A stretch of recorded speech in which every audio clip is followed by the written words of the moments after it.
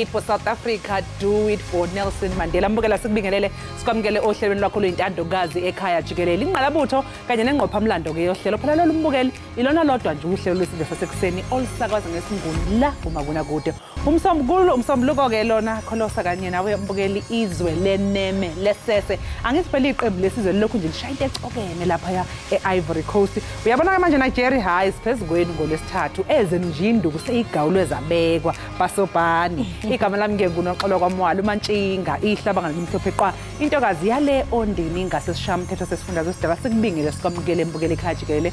Sibonga kakhulu ngokuhlanganyele kanye nathi. Sibulele wena mamtshali nawe mbukeli sifothi isenga lentsasa kumakhaya ngamakhaya kwindawo ngendawo kumhla wesihlanu ke kweyomdumba njengoko ke sibuya kumpela veki kwabanye ke ibingamayeyeye logama ke kwabanye ibizizijwili kodwa ke kukho konke oko nethemba lokuba mbukeli awushinga semva umbulelo gratitude wokubajonga manje noba kwenzeka ntoni kodwa umphefumlo usadibene nenyama oko mbukeli kunika ithuba lokuba uvuke uyozama kwakhona ngaphambi kokuba ke siye phambili andikwazi ituka lokho andikwazi ungathethi ngaye uRonwen Williams ngoba ke neneni uye wazithwala ngomgqibelo ebusuku yazi ndaze ndacinga into yoba indlela enze ngayo angayithwala nerelationship yami lalela Ronwen ngithulela umnqwazi iyo lonto ke ibafana seyibizwa ngegama elitsha kusithi was semi finalist njengoko utshila into yokuba niyogagana neNigeria hayi nje siyazi listen we coming for you now ingathi sele sekunikelwa impinda ka1996 kunithi mbukeli esikuphathele wona kodwa ke ongamandla kokuba sibhiyozela ibafana sithi wuntu kwakhona Tumla ke unonkanyezi le njengokuyibona inkanyezi enomsansa phakathi kwezinye uMadle ngothi mazipho umamshukuma umazondwa ngento zakhe ewe kaloku ndiphethe ubashaye sazundenze kwanto masijonge mbukeli eziphala phambili ixesha liqhathwe yinja.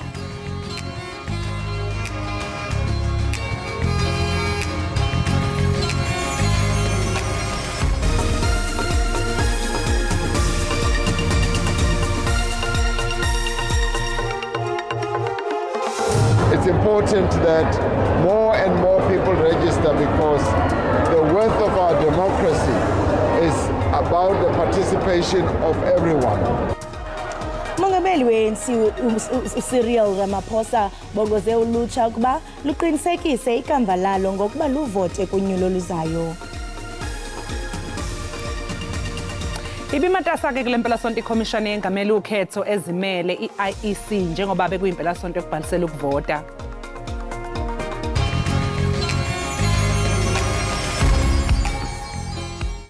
Umongameli weNC umnumzana Cyril Ramaphosa ubongoze ulutsha ukuba luqinisekise ikamva lalo ngokuba luvote kunyulo luzayo okukulandela ingxelo ezithendizo zokuba abantu abatsha banamandla wokuvota. Umnumzana uRamaphosa bethetha emva kokutyelela izikhululo zovoto eMamelodi ePitoli ngolusuku lokugqibela lokubhalisela ukuvota.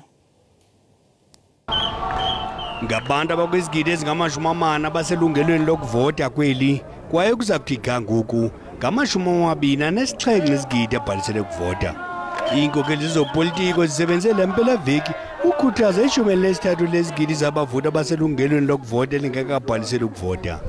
Iingxelo zithi i-35% yabavoti lulutsha nto leyo ANC ekholelwa ekubeni kubalulekile ukuba ithathe inxaxheba kuvoto ukuzixonxela ikamva.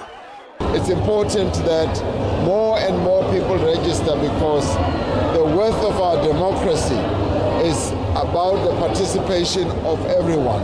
And we have a very good democratic dispensation that needs to be supported by all South Africans.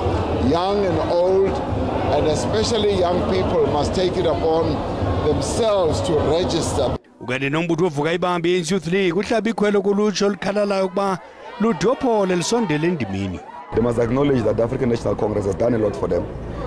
Before 1994, you'll not just move from Venda and go to university. You know, under the ANC-led government, you can go from primary up to high school to university without paying any cent, no matter from what background you are from. But I think more must be done. Look, unemployment is on top of the agenda. You know, the youth is unemployed in South Africa. Kusenjalo usekela mongameli weNC umnumzana Paul Mashatile uzikhabe njengobuvuvu inzame zokudala intandabuzo kwinkqubo yovoto yeli. no election in other words, the ANC will lose and rig the elections. That is not true. It will never be true. The elections in this country have always been free and fair.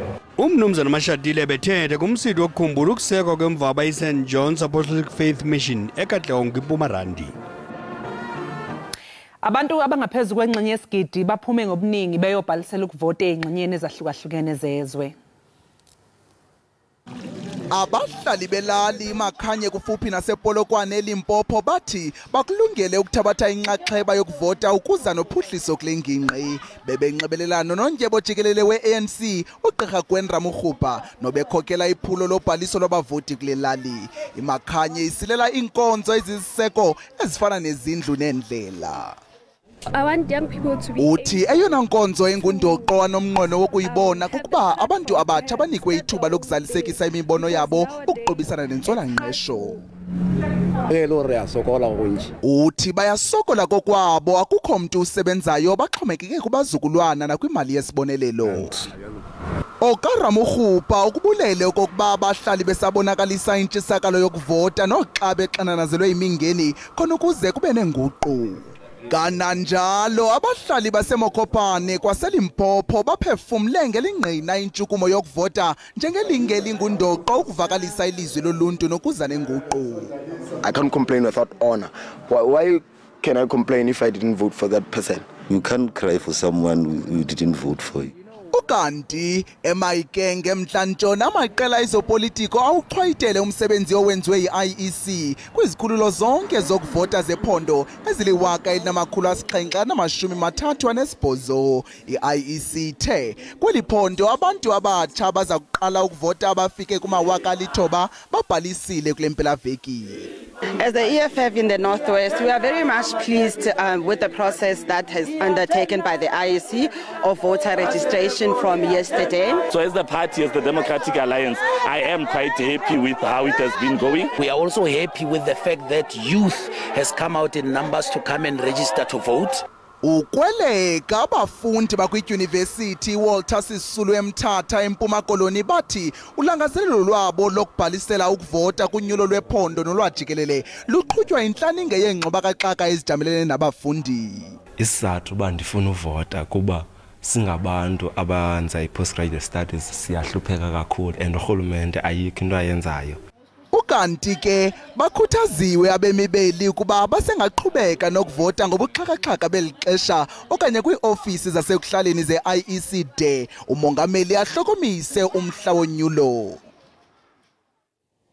Ikomishoni ezimeleyo ithi abemi boMzantsi Afrika balisabele ikhwelo lokubhalisela unyulo kule mpelaveki yokugqibela yokubhalisela unyulo. Umkomishanala we-IEC umnumzana Glen Mashinini uthi wanelisekile linani labantu ababhalisileyo ngale mpelaveki. OkaMashinini utyelele izikhululo zovoto e-Ermelo naseBethel eMpumalanga. Zombini ke izidolophu zijongene nengxaki yokusilela kwenkqubo yokwanjiswa kwenkonzo. Njengezinye idolophu ilokishi nelali, iErmelo ijongene nengxaki yokusilela kwenkqubo yokhanjiswa kwenkonzo. Abahlali babeke ithemba labo kunyulo ukuba luze notshintsho. Izikhululo zonyulo bezinenani eliphantsi labantu abazokubhalisa namhlanje, bambi bezokulungisa iinkcukacha zabo. Ndize apha ndizokubhalisela ukuvota kwaye ndiza kutshintsha iqela ebendikade nelixhasa kuba alenzanga kakuhle, asinandlela, asinamanzi nambane. Batsala nzima abantu eErmelo, abantu basahlala kumatyotyombe neendlela zethu azikho semgangathweni.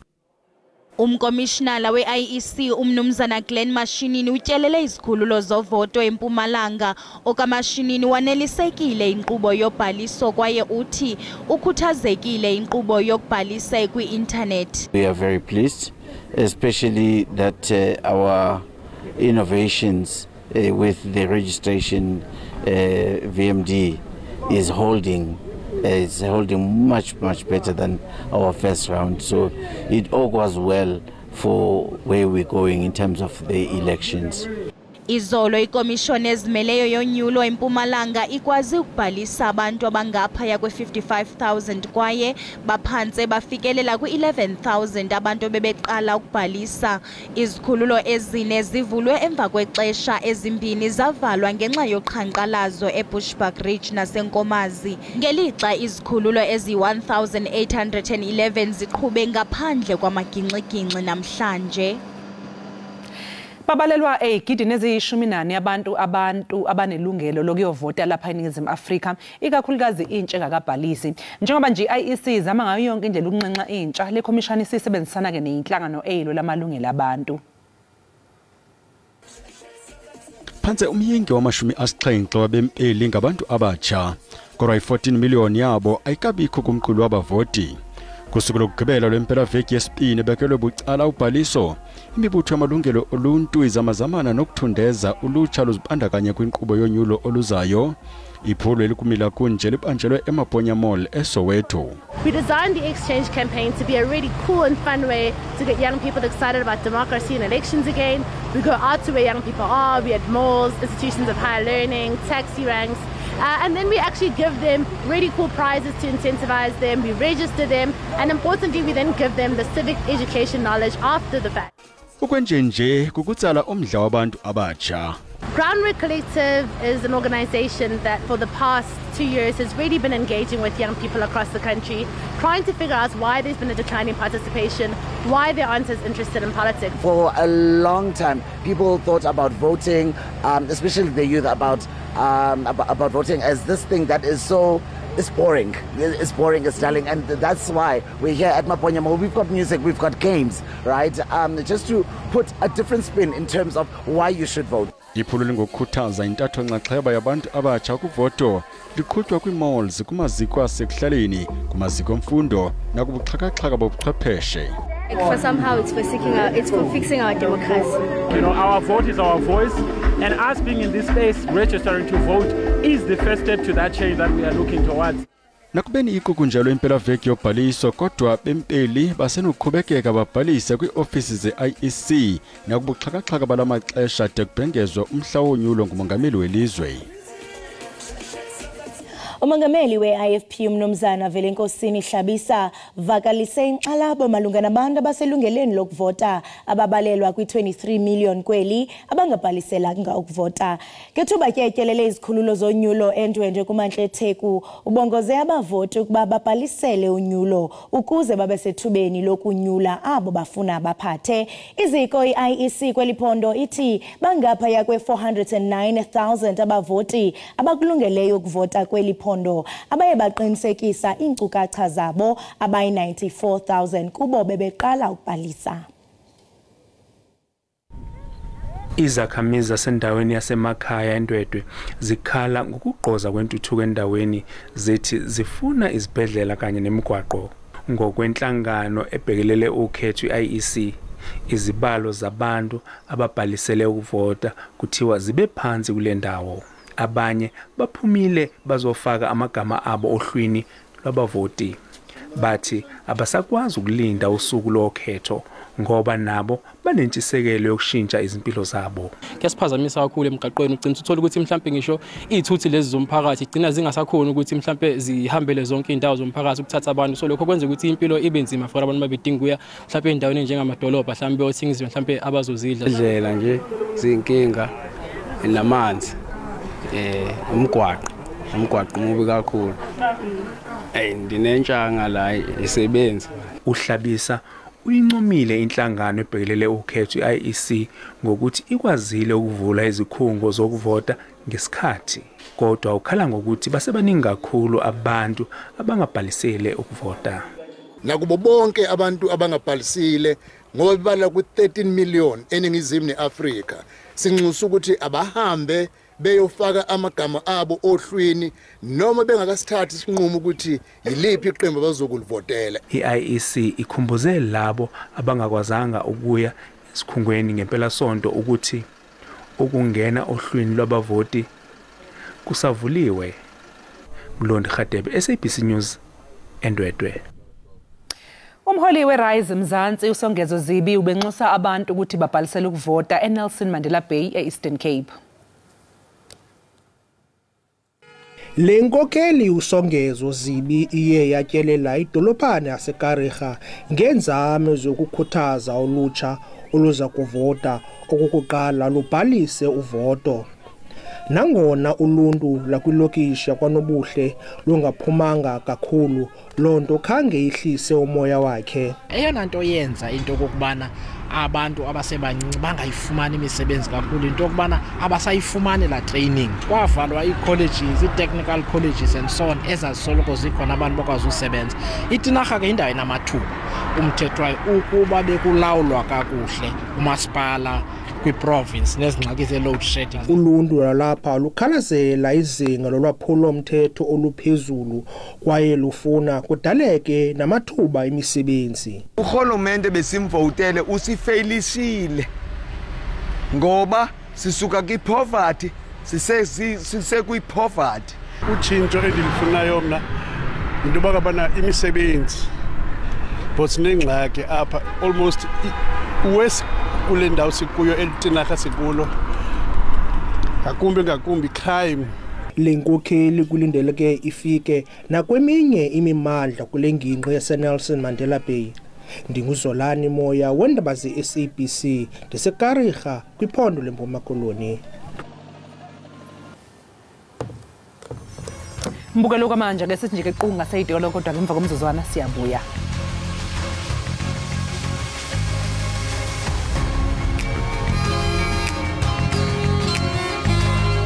Siphinde sikamukele mbukeli lapha ekhaya Jikelele. Kuphinde kwaqubuka omunye umlilo ke futhi kwelinye lamabhilidi enkabeni yeGoli emgwaqeni uKerk ngomgqibelo.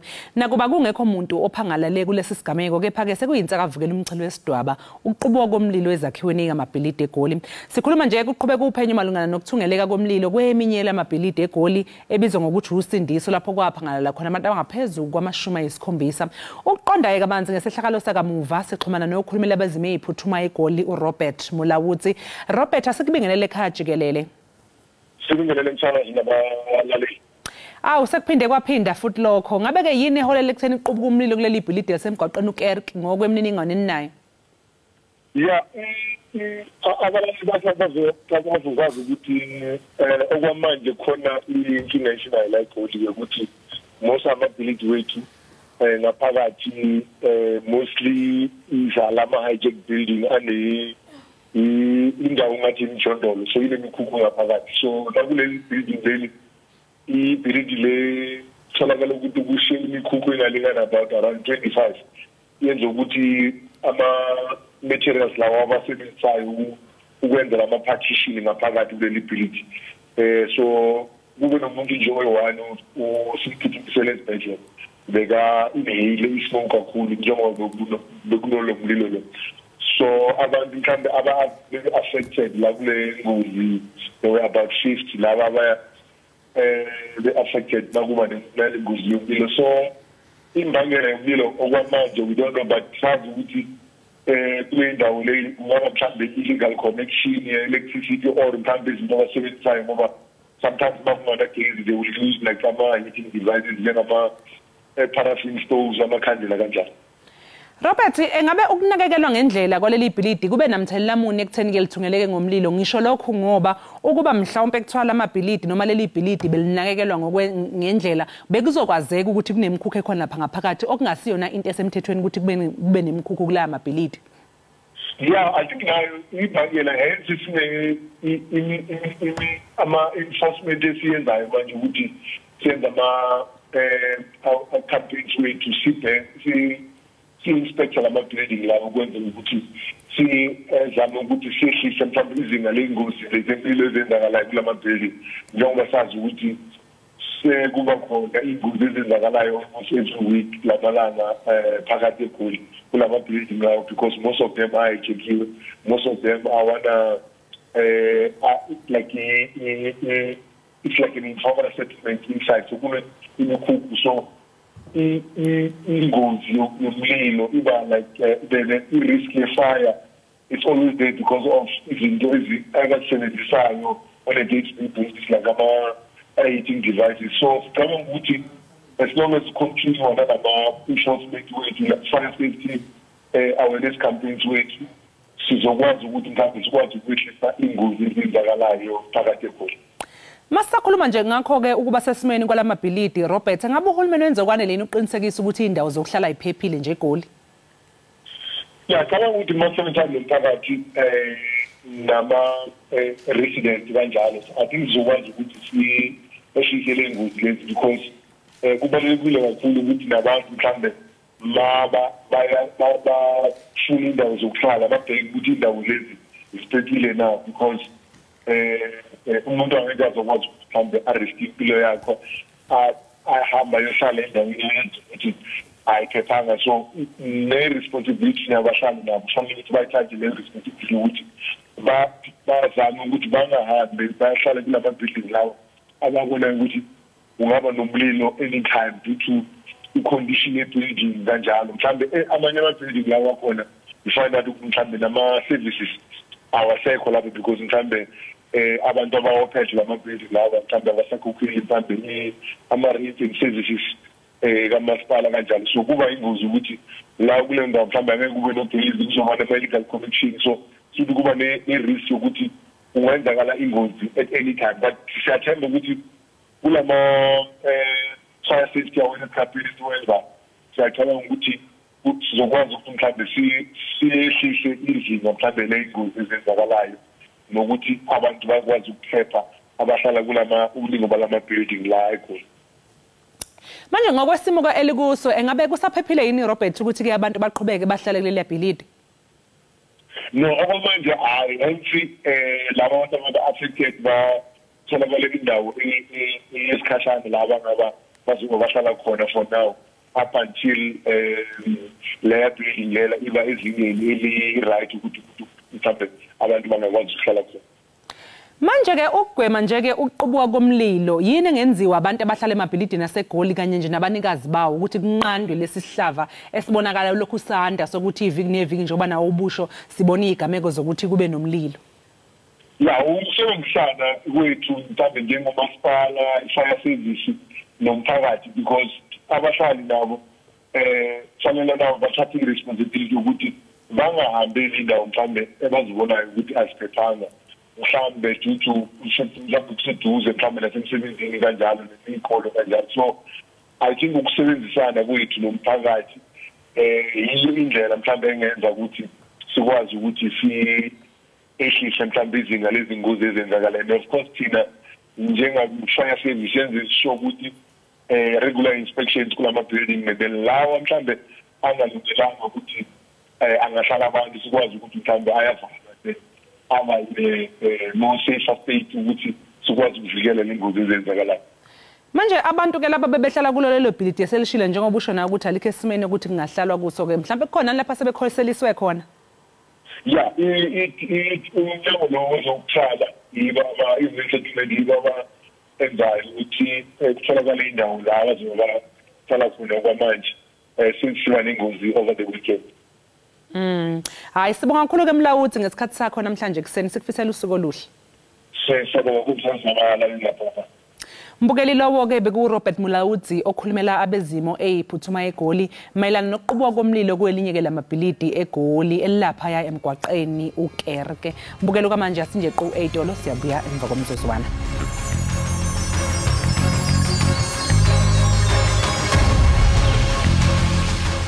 Enkosi kakhulu umbukeli we-Ekhaya Jikelele ngokuba usahleli nathi uyayazi kaloku into yokubana ngomvulo sikuphathela indwendwe ezawuchukumisa ingcambu yenhliziyo yakho uzive uvuselelekile kanti ke apha ekhaya Jikelele sibuyelembo sinimemelela mzontsundi into yokubana buyisani la ngcilikithi ethi umntu ngumuntu ngabantu ukhona ke namhlanje imbongi undimphiwe usiphathele umbongo wakhe ememelela uxolo. Mawukhawuvula indlebe uvula amehlo Dimphiwe iqonga lelakho. Enkosi sisi, enkosi kakhulu. Uxolo. Dithe uxolo mzikantu, uxolo. kaloku thina singontlungu yami yakho ndakomnyama kade uzabalaza umemelela nenzingo ndithi namhlanje uxolo kakade amabheda athi muthu ki muthu kabathu babangwe ke khopela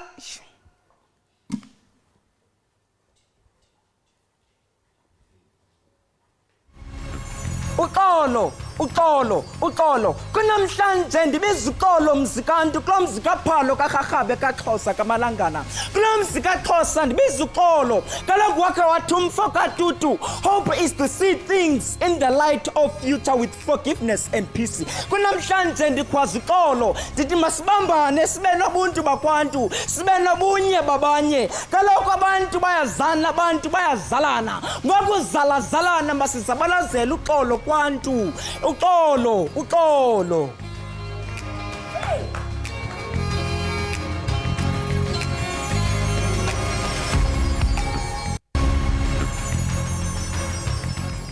Sibambe ngazibini mbukeli ngokuba uhlale nathi sibambe ngazibini ke napha kundimphiwe ngombongo wakhe ememelela uxolo ikomishoni ke yonyulo iIEC bixakekile kule mpela veki njengoko ke bekubhaliselwa ukuvota ukuva banzi ke ngokuthe kwenzeka kwizikhululo zovoto ezahlukeneyo sawunxibelana negosa eliphezulu kwaIEC umnumzana Mawethu Mozari mnumzana Mawethu masikubulise ngalentsasa sibambe ngazibini ngexesha lakho Man, bulise kuwe nibulise nakubaphulaphuli. Ewe kwela thuba sasincokola kule veki iphelileyo bumemelela uMzantsi Afrika into kubana baphume ngobuninzi bagcwalise indawo zokuvota khasixolela into bana kuhambe njani kule mpela veki Le mpela veki ihambe kahle ngokujonga kwethu sikommission sijonga ke into ba indlela esiqhube ngayo thina apha ekhaya le komishoni ukukhupha yonke into ebesifuna uba mayibe sezitishini zovoto ihambe kakuhle kakhulu abantu bekufuneka besincedisile pha ezitishini abesibaqeqeshileyo bafikile phansi bonke uba bakho abangafikanga kungenxa nje yengxaki zempilo ezivele ngale mini yobhalisela uvoto but bafike bonke uninzi lwabo ukusebenza komachini bethu pha ezitishini kusebenze kakuhle kakhulu akho ndawo besisithi kunamagingxigingxi kuyo and then nale online yethu isebenze kakuhle kakhulu impela veki yonke so lonto isinika ke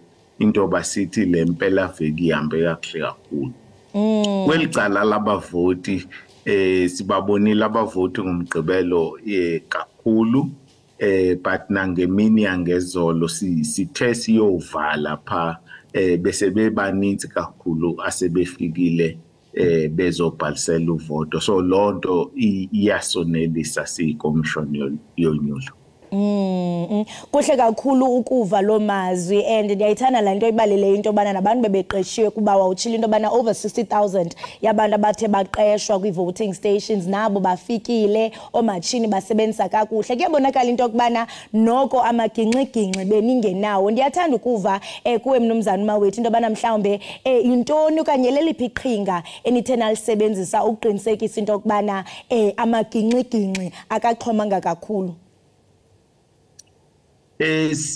Masiqale ngoba sibulele nje kwi South Africa indlela abasincedise ngayo into oba sifumane abamachini bobhalisela uvoto ngonyaka ka-2021 apho sithe sabathenga khona kuba banendima enkulu abayidlalayo abamachini basuse lanto ye-forms ezitishini yasusa into yofuna uba kubekho e-pens ne-writing tone nentoni zininzi into esithe sazikhupha so into engamandla ngoku esiyithumela pha esitishini kulo machini ne-voters roll nento ke esibiza ngoba i-voting station diary so ukwehla kwezazinto zisiwa pha kusincedile kakhulu okwesibini siye saplana kuselithuba u-registration 1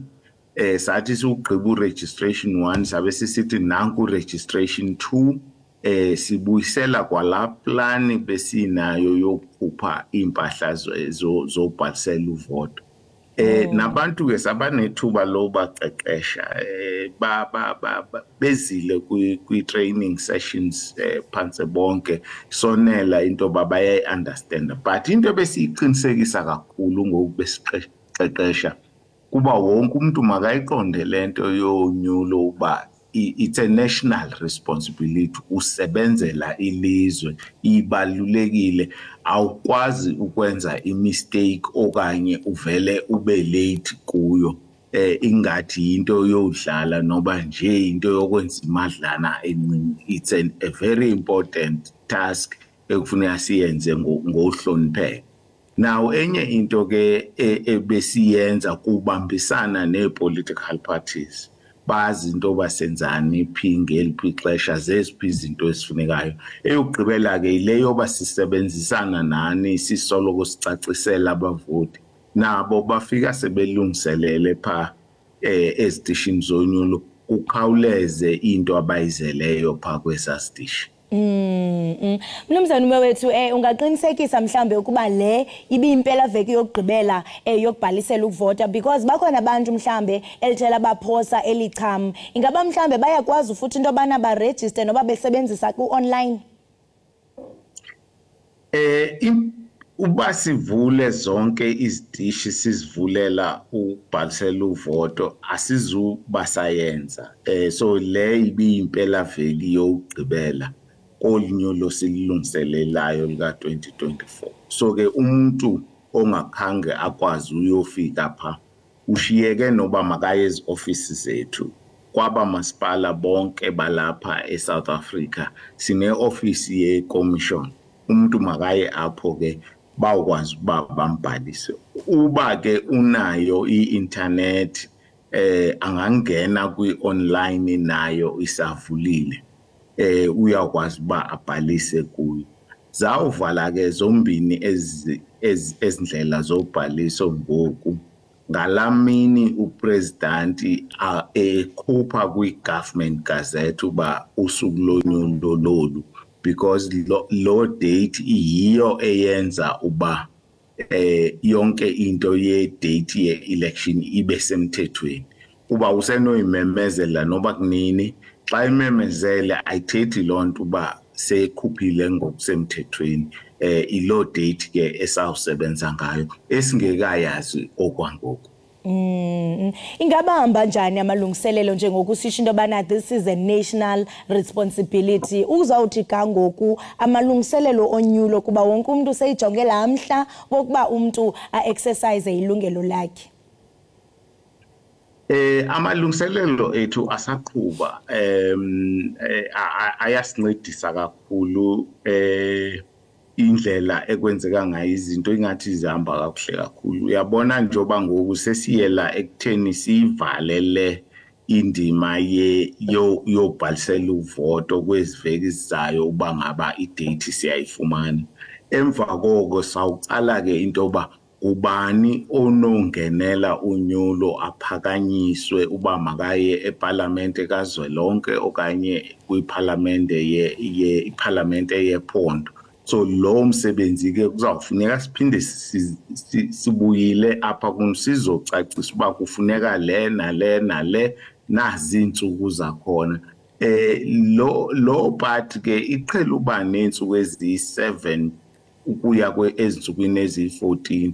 Sifuna ukuthi ke abantu mabacale balungiselelo abo bafuna ukuphakanyiswa uba mabangenele unyulo, because seyilixesha ngoku lalonto kweziveki ezizayo. Emva koko ke sabe sesithetha ngoba i-ballot papers zinjani, zibunkulu kangakanani, zincinci kangakanani, sibe sizishicelela kwelo thuba sikwazi nozithumela kaloku kwababemi base-South Africa baphesheya nakwamanye amazwe wenzela uba bona bezakwazi uvota ngaphambi kwalamini ibekwe ngupresident. So ngumsebenzi ke nje ozawuqhuba ngolo hlobo. Sawuba mhlambe nenyanga ezintathu kuya kwezi4 sifike kulo date ye-election. Mnumzane uma wethu kuba soloko kuluvuyo uncokola nawe inkosi kakhulu ngokuba nathi kwaye ke siyathemba into yokubana konke kuzohamba kakuhle ube nosuku olumnandi.